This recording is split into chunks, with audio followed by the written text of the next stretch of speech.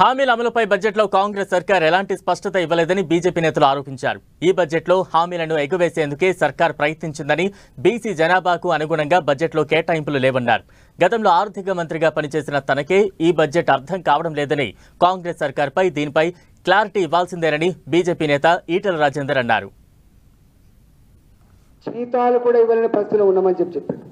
దివాలా తీసిన ఈ రాష్ట్రంలో జీతాలు కూడా ఇవ్వలేని ఈ రాష్ట్రంలో మీరు రైతు రుణమాఫీ కావచ్చు, మహిళలకు ఇచ్చే 10 లక్షల రూపాయలు కావచ్చు, నిరుద్యోగ భృతి కావచ్చు, మహిళలకు ఇచ్చే 2,500 రూపాయలు కావచ్చు, నీకు ఇచ్చినటువంటి హామీలన్నీ అమలవుతాయా?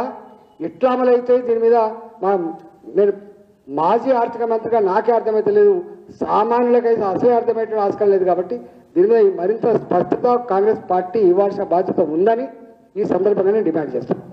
ఇది ముమ్మాటికి హామీలను ఎగవేత చేయడానికి మాత్రమే ప్రవేశపెట్టినటువంటి బడ్జెట్గా మేము భావిస్తూ ఉన్నాం.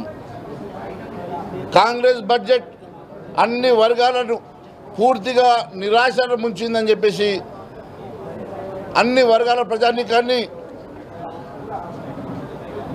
నిరాశ నిస్పృహలతో ముంచిందని చెప్పేసి మేము తెలియజేస్తూ ఉన్నాం.